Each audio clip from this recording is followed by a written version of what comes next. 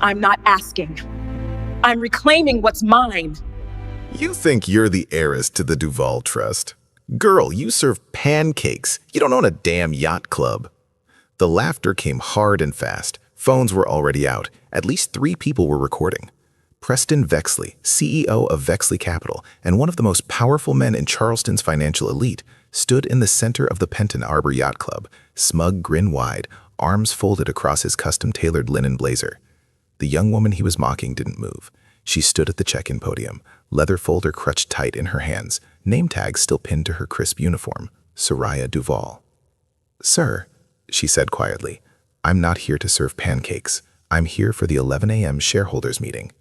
Preston laughed louder. "Sweetheart, the only thing you're gonna serve here is embarrassment for yourself. You honestly expect us to believe you're related to Henri Duval, that you're the heir to a multi-million-dollar legacy?" More laughter, the kind that stings. But Soraya didn't flinch. Her eyes were calm, her posture unshaken. She looked like someone who'd rehearsed this moment 1,000 times, not because she wanted to, but because she knew it was coming.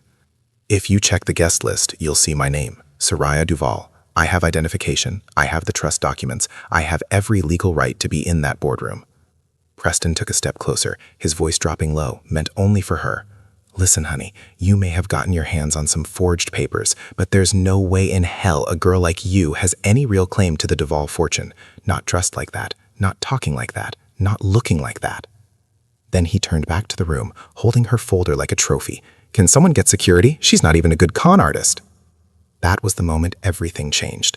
The boardroom doors burst open behind them. A sharp, commanding voice cut through the air. "Is that Soraya Duval?" The room froze. Marian Ellison stepped forward, chairwoman of the Duval Holdings Board of Directors. Her eyes locked on Soraya.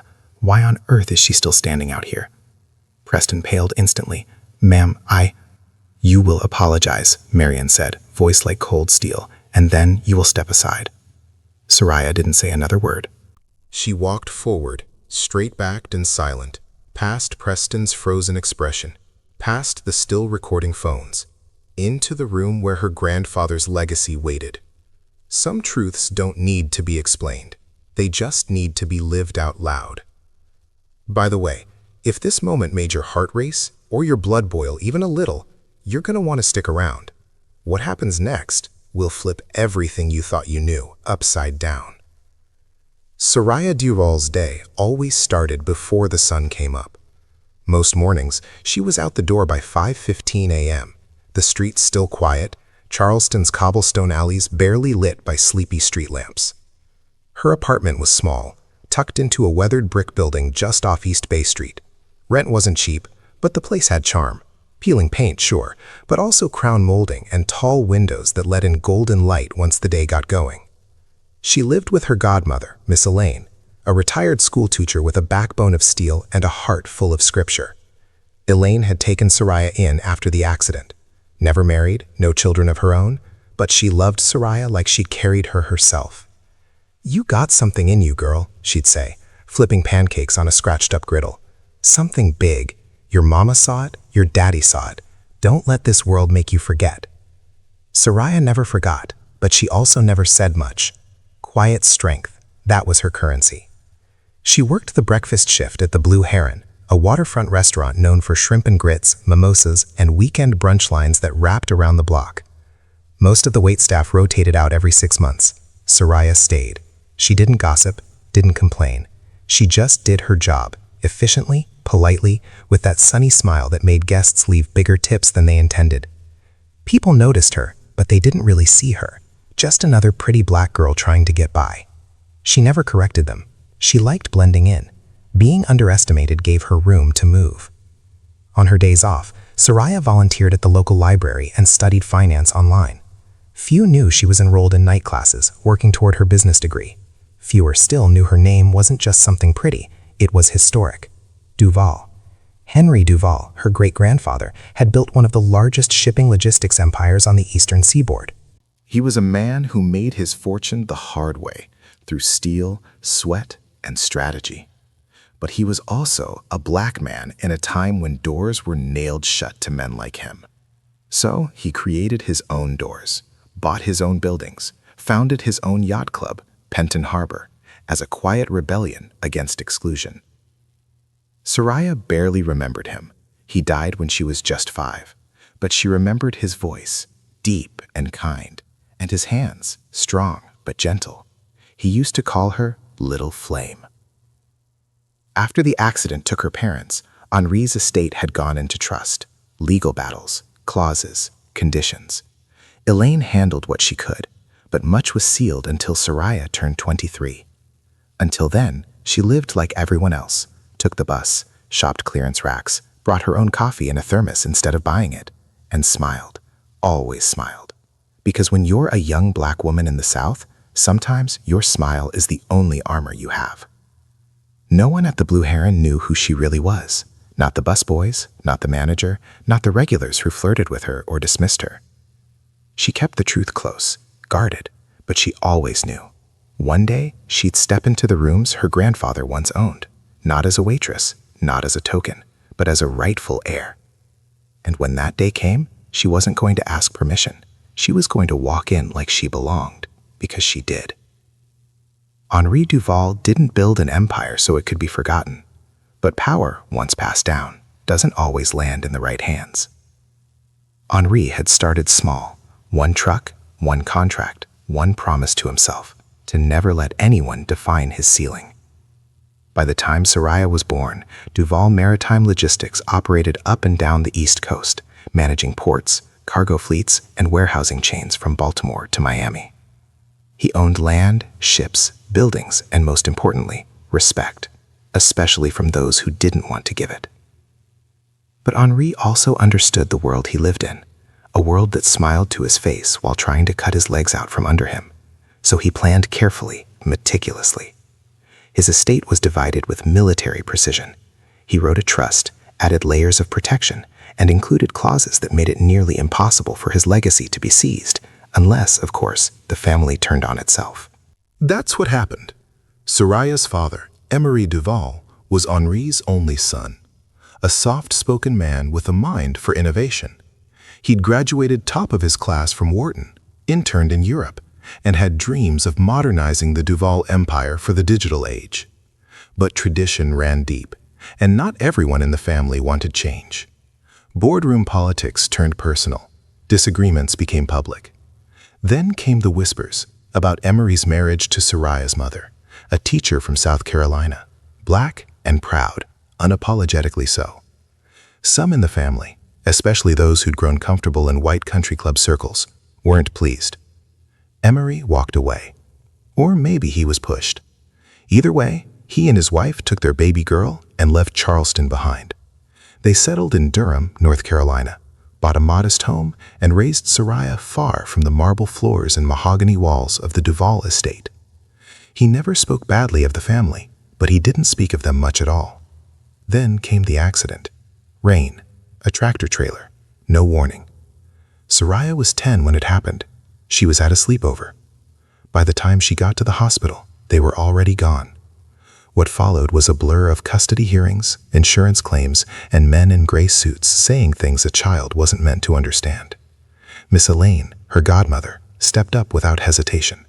She moved Soraya back to Charleston, enrolled her in school, and fought like hell to protect the girl from the sharks circling her trust fund. Because that's the thing. Even though Emery walked away, he never revoked his claim. The documents were ironclad. Upon his passing, his daughter would inherit everything he was entitled to. But the trust was airtight. Until Soraya turned 23, no one could touch it. Not Elaine, not the surviving board members, not even Soraya herself. So for 13 years, the Duval legacy sat frozen. Millions in assets, a 40% voting stake in Duval Holdings, and full claim to family real estate, including a seat at the Penton Harbor Yacht Club board. But power doesn't like a vacuum. While Soraya grew up, while she served tables and studied for exams, others were maneuvering. Preston Vexley was one of them. Preston had married into the Duval circle through a minor cousin and climbed fast. He was sharp, sleek, and ambitious in a way that didn't ask permission. As the old guard aged out, he began consolidating influence. Buying votes, restructuring, whispering about liquidation, about streamlining, about how the legacy needed to evolve. And always, always speaking as if Soraya Duval didn't exist. He'd seen her once or twice, at a funeral, at a fundraiser, maybe even at the restaurant where she worked. But she wasn't on his radar, not really. She didn't fit the image. She didn't live on the right side of town. She didn't wear the right clothes or speak the right jargon. To him, she was a story from the past, forgotten and irrelevant. Until the letter arrived. 3 weeks before her birthday, a thick envelope landed in Soraya's mailbox. Official seal, courthouse postmark. It was from the family's legal firm. Inside was a notice: emergency shareholders meeting, motion to restructure the company and dissolve all inactive voting rights. Failure to appear would be considered forfeiture. Elaine read it 3 times, hands trembling.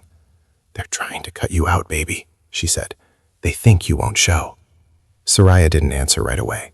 She stared at the paper, at the heavy language, the deadlines, the stakes. Then she smiled. That quiet, steady smile she always wore when something in her heart clicked into place. "Then I'll go." "Not alone," Elaine said quickly. "We'll get a lawyer. We'll bring your birth certificate, the trust paperwork, the whole 9. "No," Soraya said. "Not yet. I want them to see me first. Just me. Before the paperwork, before the money, before the name." Elaine looked at her, heart full and worried. "You sure?" "I'm sure," Soraya said. "They need to learn who I am, and they're going to." The Blue Heron opened at 6, but Soraya was always there by 5:30. She liked the stillness of the dining room before it filled with voices and clinking forks.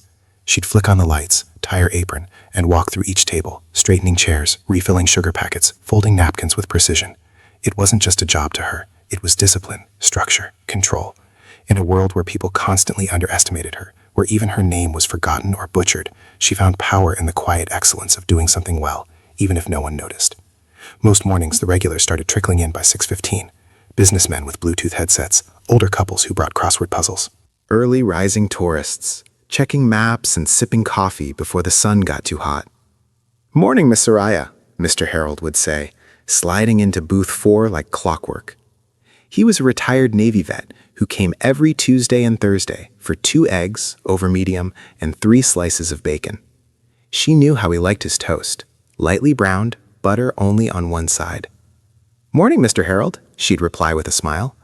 "You want your usual, or are we feeling wild today?"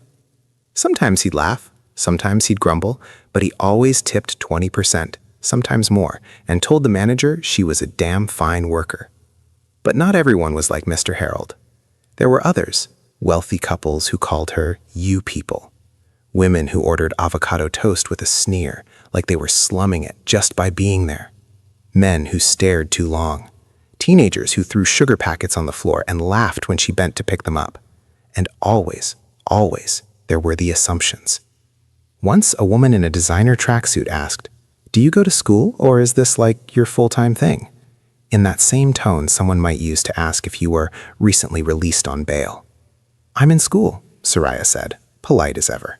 "Business major." "Oh, how sweet," the woman replied, like it was a fairy tale. Soraya just smiled and walked away. There was no use correcting people who'd already decided what box you belonged in. Her manager, Ken, was mostly harmless. A little pushy, too quick to cave when difficult customers asked for a discount, but not cruel. He liked Soraya because she showed up on time, didn't call out, and kept the Yelp ratings high. What he didn't know, what no one there knew, was that Soraya didn't need this job, not financially, not anymore. But she needed it emotionally. Working at the Blue Heron kept her grounded. It reminded her who she was before the trust, before the family name came roaring back into her life. It reminded her what it felt like to earn something with her hands, with her patience, with her silence. And in a strange way, it trained her for what was coming. Because in that job, she learned how to read people in seconds. The way a customer scanned the room told her if they thought they were better than everyone else. The way someone held a menu told her if they were indecisive or just rude. The way they treated her before she said a word, well, that told her everything. She learned to smile even when she was insulted. She learned to stand tall even when someone tried to shrink her. She learned to watch and wait and never flinch. And every night after her shift, when her feet ached and the noise of the day still buzzed in her ears, she'd go home, shower, and sit at the kitchen table with her laptop open. Financial textbooks, business case studies, articles about boardroom ethics, shareholder rights, and corporate takeovers. No one at the Blue Heron knew that the girl serving their pancakes was preparing to take back a legacy. No one knew that underneath that apron was the heart of an heir and the mind of someone ready to fight. The tip she saved went into a folder labeled emergency, even though the real emergency was already underway. The board was moving fast. They wanted her seat, her silence, her absence, and they thought she'd never come. But each day she worked, Soraya grew quieter, not out of fear, but focus. She wasn't just cleaning tables. She was sharpening her resolve. Because while the rest of the world saw a waitress, Soraya Duval saw something else in the mirror each morning. A warrior in disguise. And the moment she walked into that boardroom, they would see it too. The letter didn't look like much. No fancy lettering, no gold embossing. Just a thick ivory envelope, slightly creased from the mailbox, stamped from a Charleston law firm Soraya didn't recognize. It arrived on a Thursday, right after her shift. The sun was starting to dip behind the buildings, casting long shadows down East Bay Street. Miss Elaine was at the kitchen table with a pot of decaf and her Bible open, highlighting scripture like she did every evening. "Mail came," she said without looking up. One of them looked serious. Soraya slid her key into the envelope and peeled it open carefully, not expecting anything more than a billing error or junk mail. But the first word on the letterhead made her freeze. Duval Holdings, LLC. The room went still. She read the first sentence, then the second. By the third, her hands began to tremble. Elaine looked up now. "What is it?" Soraya didn't answer. She read it again, slowly, lips barely moving. Dear Miss Soraya Duval, in accordance with the terms of the Duval Family Trust and pending your upcoming 23rd birthday, you are formally notified of an emergency shareholder meeting scheduled for Monday, 11 a.m. at Penton Harbor Yacht Club. The board will vote on proposed changes to corporate structure, including a motion to reassign inactive voting shares. Your attendance is strongly advised, as absence may be interpreted as forfeiture of said rights under Clause 16B of the Charter. It was signed by two names she didn't know, stamped with the official Duval Holdings seal. Soraya sat down hard. Elaine took the letter from her hands and read it twice, her eyes narrowed. "They're trying to cut you out," she said flatly. "They've been waiting for this. Soon as you're old enough to claim what's yours, they want to move the goalposts." Soraya leaned forward, elbows on the table, staring at the wood grain like it held answers. Her heart pounded. Not with fear, but with clarity. She'd always known this day would come. Maybe not like this, maybe not so soon, but it was never going to be easy. Elaine reached over and squeezed her hand. "We'll get a lawyer. I know someone, retired but sharp. We'll bring everything, birth certificates, trust documents, your parents' wills. We'll walk in there airtight." Soraya shook her head. "No." Elaine blinked. "No? I'll go alone." The silence that followed was heavy. "Baby, this ain't a protest. This is business.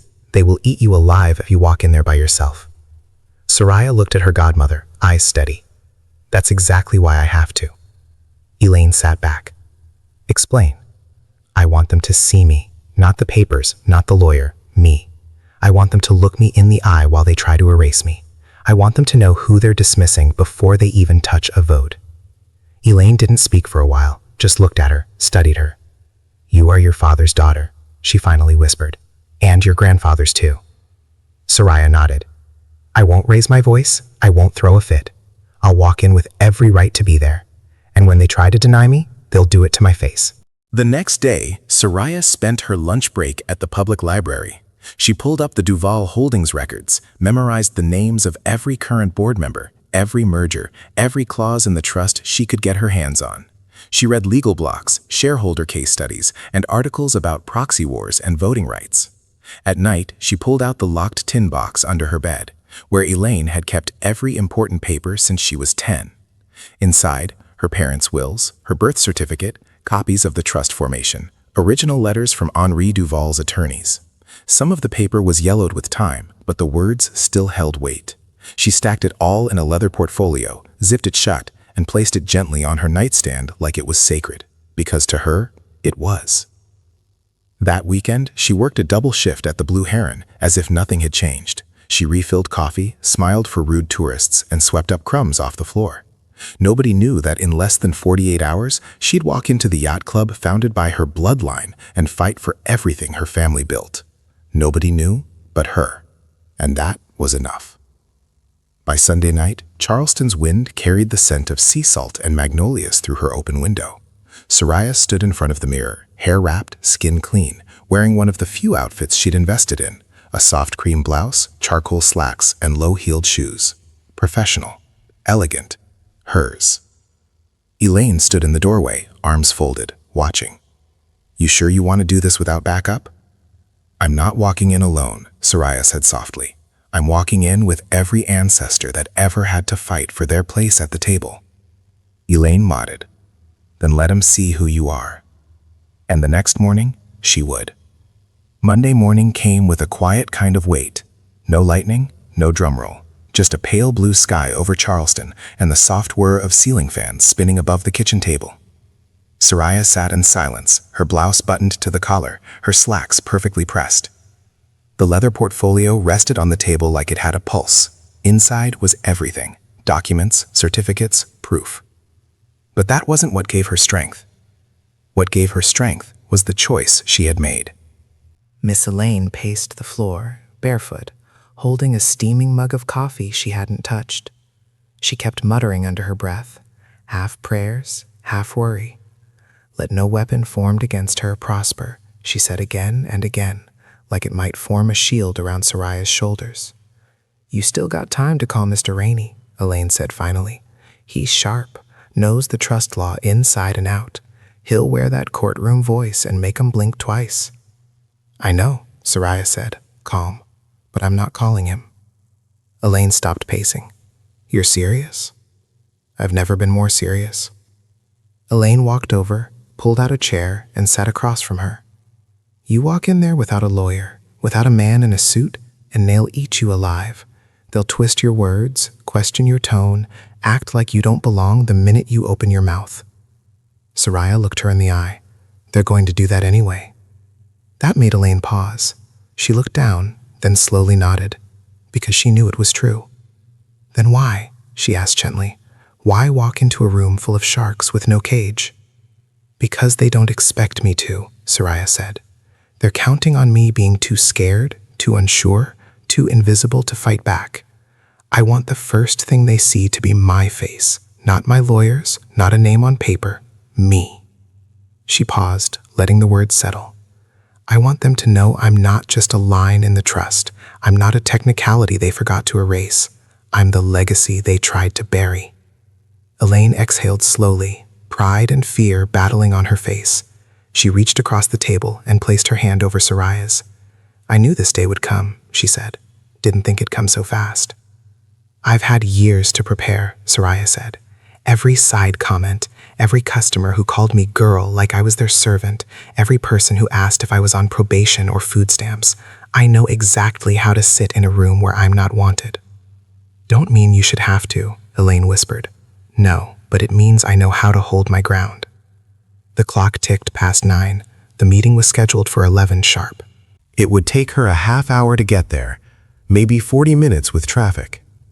Soraya stood up, walked to the mirror in the hallway, and checked her reflection. Clean lines, calm eyes. She didn't need makeup to prove anything. She looked like power in restraint, like dignity wrapped in silence. Elaine came up behind her, held out a small velvet pouch. "What's this?" "Your mother's necklace. She wore it when she defended her master's thesis. Your father gave it to her after she got the job at Wake Forest." Soraya opened the pouch and pulled out a delicate gold chain with a single pendant, a flame. She smiled. "Little flame. That's what your grandfather called you," Elaine said, voice thick. "He saw it in you. So do I." Soraya fastened the necklace and turned around. "I'm ready." Elaine opened the front door. The breeze carried the faint scent of seawater and pine. A few neighbors watered plants. A jogger passed by. The world looked normal, but Soraya knew Today wasn't normal. Today, she was stepping into history. I packed a lunch in case they try to stall you, Elaine said, handing her a small canvas tote. Also included some peppermints. I don't know why, but your granddad always said you should walk into every serious room with peppermints. Soraya chuckled. Thank you. Elaine wrapped her in a tight hug. You walk in there like you were born to. Because you were. Soraya held the hug for a beat longer. Then she stepped back, lifted her portfolio, and walked out the door. She didn't call a rideshare. She didn't borrow a car. She took the bus. 2 transfers. Just like she had every day for the last 3 years. She wanted to arrive the same way she'd lived. On her own terms. The final stop let her off 3 blocks from the Penton Harbor Yacht Club. As she walked, the scenery changed. The cracked sidewalks gave way to smooth pavers. Palm trees lined the medians. Cars sparkled like showroom models. Wrought iron gates guarded homes larger than entire apartment buildings. But Soraya didn't shrink. She walked with her head high, steps even, breath steady. She was going into the lion's den, and she wasn't bringing a sword. She was bringing the truth. The Penton Harbor Yacht Club looked like something out of a lifestyle magazine. White columns, freshly manicured hedges, a valet circle lined with BMWs, Teslas, and the kind of Range Rovers that didn't see dirt. As Soraya approached, the air shifted. It smelled like old money and exclusivity, like a place built to remind outsiders they didn't belong. She walked up the stone steps, past the valet stand, and straight through the front doors. Inside, everything gleamed. Marble floors, crystal chandeliers, a sweeping staircase that curved toward the executive boardroom upstairs. Paintings of old captains and founding members lined the walls. None of them looked like her. At the check-in desk stood a young man in a navy blazer and white gloves. He glanced up, his smile polite but practiced.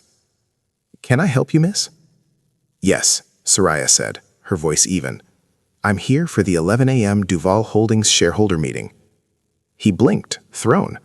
"I'm sorry, are you with catering?" "No," she replied. "I'm a shareholder. My name is Soraya Duval." His expression shifted, just slightly, like his face couldn't decide if it wanted to be confused or suspicious. "I don't have that name on the list.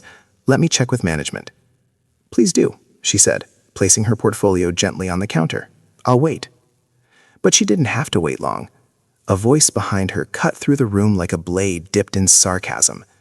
"Let me guess, you're here to claim the Duval throne, right?" Soraya turned slowly. There he was, Preston Vexley. Tall, broad-shouldered, with silver at his temples, and a smile that never quite reached his eyes. He wore a linen blazer, no tie, Rolex flashing on his wrist like it needed attention. She'd seen him before, once at a fundraiser where he didn't recognize her, even though she'd poured his wine. But this time, he recognized her immediately. "You again," he said. "You were the waitress at the Blue Heron, right? What's your angle here?" "No angle," Soraya said, calm. "Just facts. I'm the legal heir to Henri Duval. My father was Emery Duval. I've come to claim my seat at the board." Preston scoffed, loudly. "I'm sorry, are we filming something? Is this like a hidden camera show? Because you walking in here saying that? Wow." A couple of other board members walked up, curious now. Preston gestured to them dramatically. "She says she's Emery's kid." That she's here for the meeting. One of them, Mr. Langford, tilted his head, unsure. "I thought the daughter was, I don't know, didn't she move away? Wasn't she out of the picture?" "Exactly," Preston said. "Emery walked away from the company. His family gave up their rights years ago. Now this waitress walks in with a folder and a story?" Soraya stepped forward. "I have all the documentation, birth certificate, trust paperwork, legal correspondence. I was invited by your own legal team." She unzipped the folder, pulled out the papers, and laid them flat on the counter. Preston leaned over them like a predator sniffing bait. "These could be printed at Kinko's. Honestly, I could mock these up in PowerPoint." He turned to the desk clerk. "Call security. We're not doing this today." The clerk hesitated. He looked at Soraya, at the documents, then at Preston. Preston's voice hardened. "Now, The clerk reached for the phone. Soraya didn't flinch. She gathered the papers calmly and slid them back into her folder. I'm not leaving. I'm not here to cause trouble. I'm here because I belong in that meeting. Preston stepped closer, voice low, venom just beneath the surface. Listen to me, and listen well. You think walking in here dressed like that, talking like that, gives you any credibility? You think we're just going to hand over a board seat because you've got a folder and a last name? I think you're scared, Soraya said. His jaw tightened. You're scared because you know I'm telling the truth. You're scared because you've spent years acting like the Duvall legacy started and ended with the people who make you comfortable, but it didn't. Preston laughed bitterly. You're a waitress with delusions of grandeur. And you're a man clinging to a seat that doesn't belong to you. A silence fell over the lobby. Even the clerk stopped dialing. Then, from the second floor, a door creaked open. A woman's voice floated down. Is that Soraya Duvall? Everyone looked up. At the top of the stairs stood Marian Ellison, chairwoman of the board. She wore a tailored suit, pearls, and an expression like she already knew what kind of morning this would be. Yes, ma'am, Soraya said, steady. Marian's tone sharpened. Why is she not in the boardroom? No one answered. I said, why is she still standing in the lobby? Preston opened his mouth, closed it again. Marian walked down the stairs with purpose, heels clicking like a gavel. She stopped in front of Soraya. You were expected at 11. You're late. My apologies, Soraya said. I was delayed at the door. Marian turned to Preston. Then perhaps the problem is the door. Soraya didn't say another word. She lifted her chin, walked past Preston, past the silent board members, and followed Marian up the stairs. She didn't look back, because the real meeting, her meeting, was about to begin. If Soraya had expected the boardroom to be any more welcoming than the lobby, she was quickly corrected. As she entered, the room fell into a tense, uncomfortable silence. 11 people sat around a gleaming mahogany table. Men in tailored suits, women in muted blazers, everyone older, polished, and visibly confused or annoyed by her presence. The nameplate of the far end read, Duvall, vacant. Dust had collected around it. Until now. Marian Ellison gestured for Soraya to sit. She walked calmly to the empty seat, placed her folder beside her, and sat with her back straight and her chin lifted. Her heart was racing, but her face showed nothing. Preston, of course, followed close behind, sliding into his chair with a dramatic sigh. Let the record show, he said, with mock professionalism, that Miss Soraya Duvall arrived without legal counsel and with documents none of us have verified. She has no prior attendance in board meetings, no communication with shareholders, and no known financial contributions to the firm. I move that her claim be tabled until proper validation. Marian raised an eyebrow. Noted. But before we vote on anything, Ms. Duvall has the floor. This is her family's legacy. She deserves 5 minutes, at the very least. A murmur of reluctant agreement spread across the room. Soraya stood slowly. Her palms were damp, but her voice was clear. My name is Soraya Duvall. I am the daughter of Emery Duvall and the granddaughter of Henri Duvall. My father never relinquished his stake in this company. Upon his death, that stake was placed in trust. That trust matured last week when I turned 23. I am now the legal heir and voting member for the Duvall share. She paused, looked around the room. I did not come here to ask for permission. I came to take the seat that already has my name on it. Before anyone could respond, Preston clapped slowly, the sarcasm thick. Incredible performance, he said. Really, the confidence, the posture, it's all very convincing. But this isn't a job interview. This is a boardroom. You don't get a seat at this table because of storytelling. He turned to the others. She's using her last name like a lottery ticket. One of the older board members, Mr. Calloway, cleared his throat. Do we have any legal proof of identity? Paperwork is one thing, but how do we even know she is who she says she is? Preston seized on it. Exactly. For all we know, she Googled the family tree and decided to dress up and make a scene. She works as a waitress, for God's sake. There's video of her in an apron online. He pulled out his phone and held it up. A clip played, a recording from the Blue Heron. Soraya pouring coffee, laughing with customers. This is who wants to help run a multi-million-dollar company? Laughter erupted, not from everyone, but from enough. Soraya remained standing. Her face didn't crack, but her hands at her sides curled slightly. Preston leaned back in his chair, confident now. If we're being honest, this entire spectacle is a distraction. We should be voting on the restructuring plan today, not wasting time chasing ghost heirs. Soraya took a breath. My job doesn't disqualify me. My silence doesn't mean absence. And your discomfort doesn't rewrite the truth. Oh, please, another member muttered. This again. She has a point, Marion said sharply. We're dangerously close to crossing into something that's not just inappropriate, it's legally risky. Preston stood, walked around the table, and stopped beside Soraya. Let's settle this, right here, right now. If you're really Emery's daughter, if you're really who you say you are, tell us something no one else would know. Soraya looked him in the eye. When I was 5, she said softly, my grandfather would carry me on his shoulders after board meetings. He'd sneak me peppermints from his pocket because he knew I hated the cigar smell on his jacket. He called me Little Flame. Because he said I was too small to be fire, but too bright to be ignored. Silence. Preston opened his mouth, but nothing came out. Then, from the back of the room, an unexpected voice spoke up. Henry did call her that. It was Mrs. Winslow, the oldest board member, quiet, proper, often overlooked. Her eyes were misty. He called her Little Flame. I remember. She was just a toddler. Curly hair, wouldn't let go of his neck. Preston went pale. Soraya sat down slowly, her voice calm. I'm not here to entertain you. I'm here because this seat belongs to me. She looked at the nameplate. The dust no longer mattered. The truth had arrived, and it was seated. For a full 10 seconds, the boardroom stayed frozen. No one moved. No one spoke.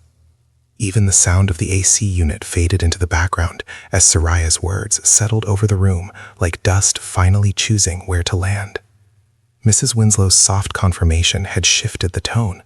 What had been a dismissal, a humiliation, had now become something else entirely. A reckoning.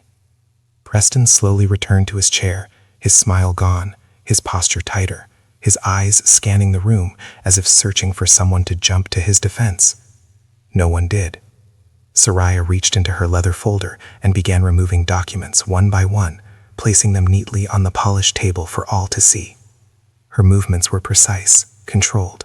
No anger, no arrogance, just the quiet efficiency of someone who had prepared for this moment her entire life.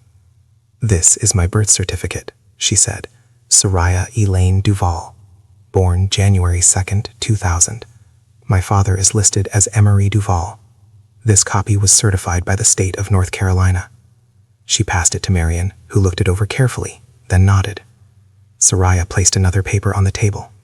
My father's death certificate, March 6th, 2010, and my mother's, same date, car accident.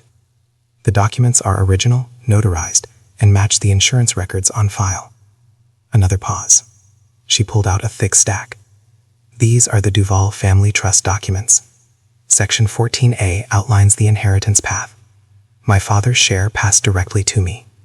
The trust was designed to activate on my 23rd birthday, which, as of last week, has passed. Marion flipped through the documents carefully. You could hear the paper crack as she turned each page. Her expression didn't shift, but her breathing got slower, deeper. The truth was starting to shine through the haze of assumption.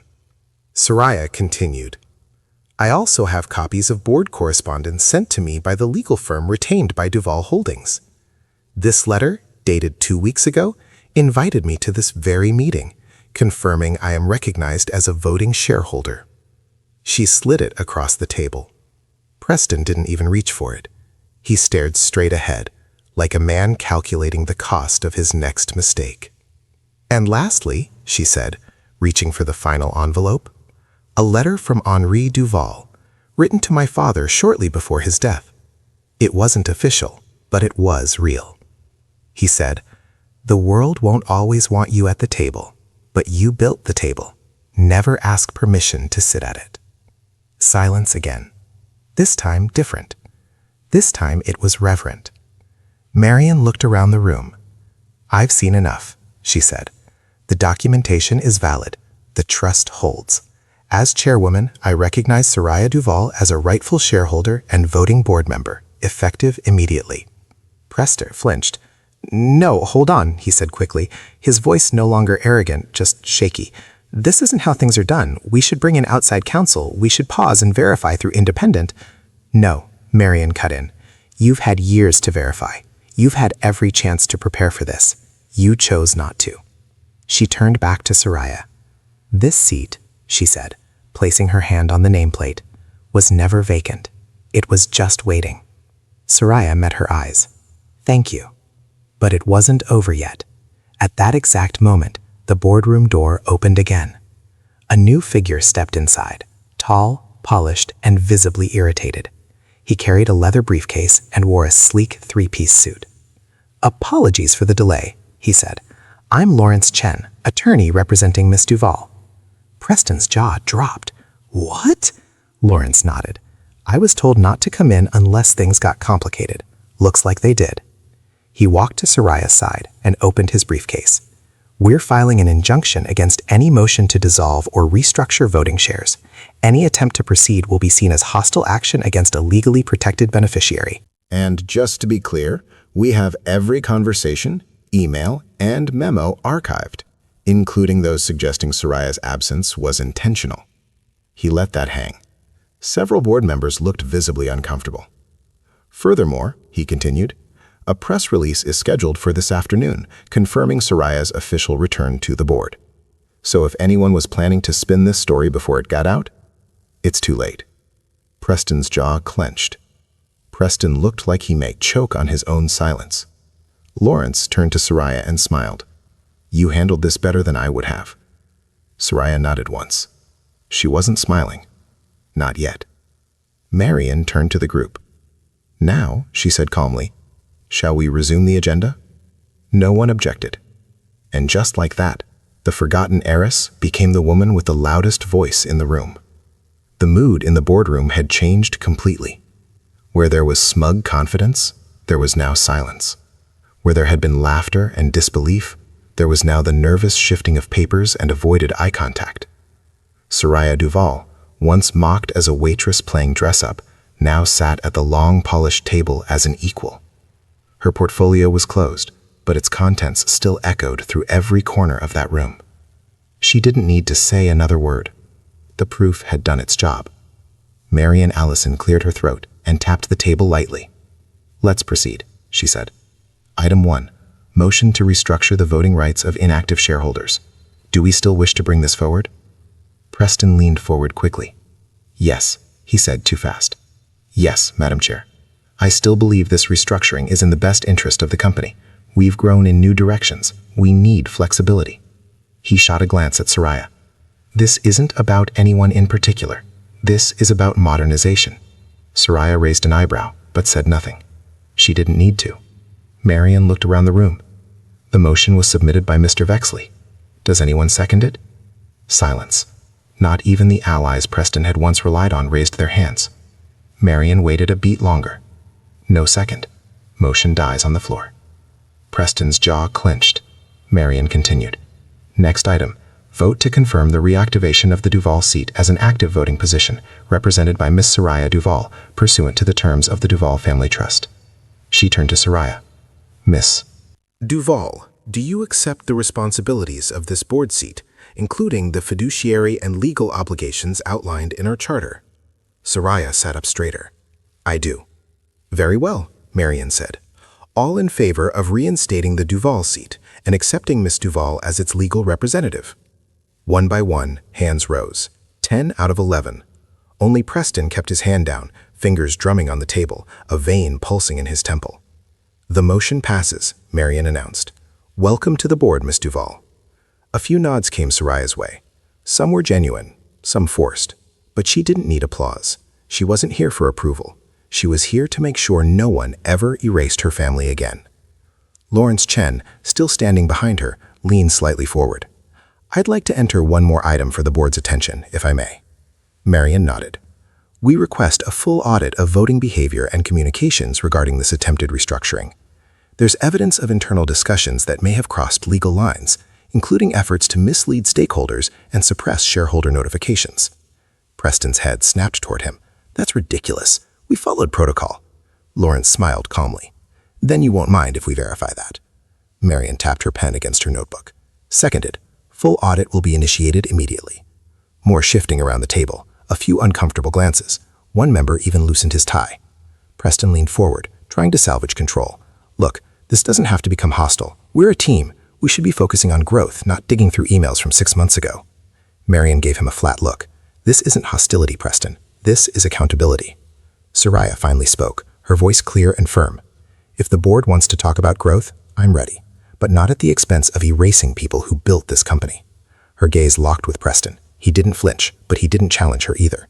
I'm not here to settle old scores, she said. I'm here to protect the values my grandfather believed in. That's my priority. The words hung heavy in the room, not as a threat, but as a promise. Marion closed the binder in front of her. Meeting adjourned, she said. Miss Duval, if you'd like to stay behind, I'll walk you through onboarding steps. Soraya nodded. I'd appreciate that. As the others stood and began to file out, Preston lingered. He hesitated at the doorway, then turned back toward Soraya. You got lucky, he said quietly. No, Soraya replied. I got here, and I earned it. He stared at her a moment longer. Then he left. When the door closed behind him, Marion leaned in slightly and smiled. You handled yourself with more grace than half the men in that room have ever shown. Thank you, Soraya said. I knew Henri well, Marion added. He would be proud of you. And frankly, so am I. For the first time that morning, Soraya allowed herself a real breath. The seat at the table was hers now. But this was just the beginning. By Tuesday morning, the story had already broken. The Charleston Chronicle was the first to publish it, but it didn't stay local for long. By lunchtime, national outlets had picked it up. Black Waitress turns out to be Heiress, reclaims multi-million-dollar legacy after boardroom showdown. The headline was dramatic, but the story beneath it was bigger.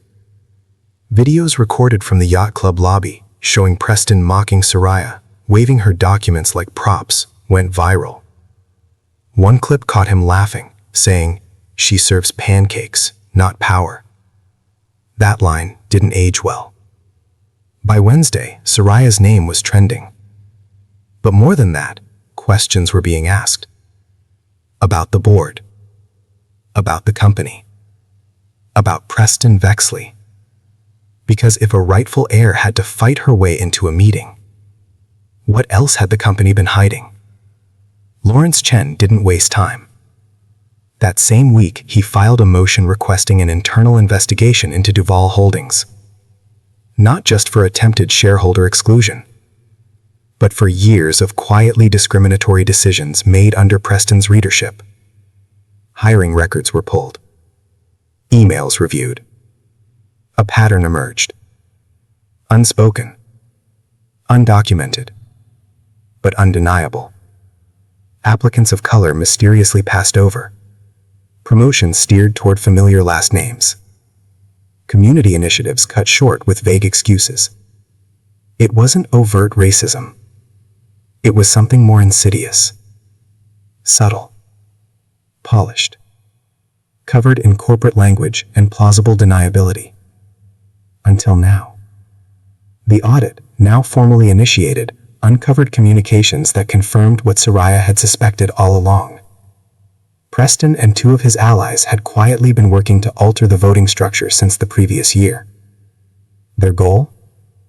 Consolidate power. Phase out dormant shares, like hers. And if she never showed up? Even better.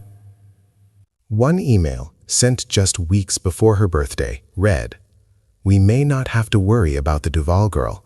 Last I heard, she's waiting tables on the south side. Let's move ahead." Lawrence had it printed and ready. Preston, facing pressure from every direction, tried to spin it. He claimed context, that they were planning for contingencies. But no one bought it. Not the board, not the media, and definitely not the public. Shareholders started asking questions. The stock dipped. Investors pulled back.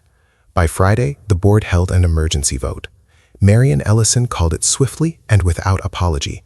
"We need to preserve the integrity of this company," she said, "which means leadership must be held to the same standards we expect of everyone else." The motion: suspend Preston Vexley from all board activity pending full legal and financial review. 9 votes for, 2 abstained, none opposed. Preston was out, and he wasn't just losing his board seat, he was being investigated for misuse of company funds.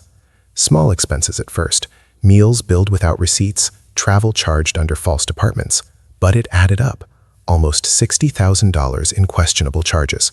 Then came the whistleblower. A junior accountant, young, sharp, and scared, stepped forward with internal documents Preston had tried to delete. Files showing he'd funneled side contracts through shell vendors, including one tied to his cousin's consulting firm. Now, it wasn't just an HR problem, it was a criminal one. Lawrence worked quickly. He coordinated with a corporate litigation team and submitted formal complaints to the state attorney general's office. Charges ranged from ethical violations to potential wire fraud. Meanwhile, Soraya stayed silent.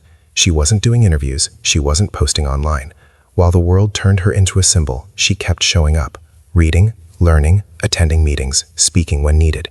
Her goal wasn't fame, it was change, and it was working. By the end of the month, Duval Holdings publicly announced a new ethics committee, one Soraya would help lead. They began reviewing all leadership practices, pledging transparency in both hiring and governance. Other companies noticed. Requests came in for Soraya to speak at business schools, to consult on shareholder rights, to lead panels on corporate inclusion. She politely declined most of them. "There's still work to do here," she told Lawrence, "and I intend to do it." One late evening, she and Marion stood in the boardroom alone, watching the sunset paint the harbor gold. "He's going to fight back," Marion said, referring to Preston. "Probably file a lawsuit." "Let him," Soraya replied. "The truth doesn't blink." Marion smiled. "You know," she said, "some people inherit money, others inherit power, but you inherited purpose." And Soraya smiled back, quiet, steady, unshaken. She didn't need a crown. She'd earned her place, and now she was building something stronger than a legacy. She was building justice. It didn't happen overnight. Soraya didn't wake up one day with a new wardrobe, a brand manager, or a press team. She didn't trade in her bus pass for a Bentley. She didn't start speaking in corporate buzzwords or wearing high heels just to command a room. Her transformation was quieter, more powerful. It began with how she carried herself. After the boardroom reckoning, Soraya didn't just take up space, she owned it. She walked into meetings not as the girl who had to prove something, but as the woman who already had. The way people looked at her shifted. They stood when she entered. They listened when she spoke. And when they disagreed, they did so with respect. But she never let that change who she was. She still drank her coffee black and strong, still packed a lunch most days, just out of habit. She still called Miss Elaine every night, just to talk about normal things, how the garden was doing, whether the cat from next door came back, what they were cooking on Sunday. What changed was what she stood for. Her presence at Duval Holdings quickly became more than symbolic. She reviewed outdated contracts, identified missed opportunities in underserved markets, and called out vendors who hadn't bid competitively in years. Her business degree wasn't just for show. She understood numbers, understood margins, understood people. She started sitting on more committees, not because she asked, but because people asked her. Marion trusted her, the board respected her, and younger staff looked up to her like a lighthouse in a fog of politics and favoritism. But the most visible change came 1 month after the fallout. At the annual Duval Leadership Summit, an event that had long been reserved for executives and industry insiders, Soraya stepped onto the stage as the closing speaker. No one knew what to expect. Some thought she'd deliver a prepared, polished speech. Others expected fire and fury. Which she gave them was truth. She spoke about legacy, about growing up in a system built to overlook her, about how the Duval name, once a source of pride, had also become a shield, kept out of reach, locked behind paperwork and pedigree. She told the story of being laughed at, of being hand-waved by a man who once signed her paychecks, of being underestimated in every room except the one she created for herself. But she didn't make it personal. She made it purposeful. She called on the company to reinvest, not just in infrastructure, but in people. She proposed a mentorship program for young professionals from underserved neighborhoods, a rotating board internship, a scholarship in her father's name. And when she ended her speech, she didn't ask for applause, she asked for accountability. The room gave her both. After that day, the requests flooded in. Interviews, features, awards. But Soraya was careful. She didn't want to become a headline. She wanted to become a blueprint. So she focused on the work. She helped draft a new code of ethics for the company. She partnered with local colleges to create pipeline programs into logistics and finance. She worked with the legal team to create clear whistleblower protections so no one would ever have to fight the way she had, alone. Even her style shifted, but not for them. She dressed for who she was becoming. Structured blazers with clean lines, bold colors that didn't scream but didn't whisper either. She wore her curls out more often, sometimes pinned back, sometimes loose, but always with intention. She walked into the same yacht club where she'd once been mocked and now sat at the head table during luncheons. People greeted her differently now, but more importantly, they thought differently after speaking to her. One afternoon, after a particularly long meeting, Marion pulled her aside. "You know what I realized?" she said, eyes thoughtful. "You never once asked for power." Soraya smiled. "That's because I already had it." Marion chuckled. "No, you had strength. Power, you earned that by using your strength for more than yourself." And that was the truth. Soraya hadn't changed into someone else. She'd become more of who she already was. She was no longer just the granddaughter of Henri Duval. She was Soraya Duval, in her own right, leader, reformer, and proof that when you hold on to your truth, no one can take your place. Justice didn't arrive all at once. It came in waves, slow, deliberate, undeniable. Preston Vexley didn't go quietly. At first, he played the victim. He gave an interview on a conservative talk show, painting himself as misunderstood, claiming Soraya had staged the whole thing for internet fame. But it backfired, badly. Viewers didn't see a man under attack. They saw a man cornered by the truth. By the end of the week, 3 sponsors dropped out of the show, and the clip was taken down.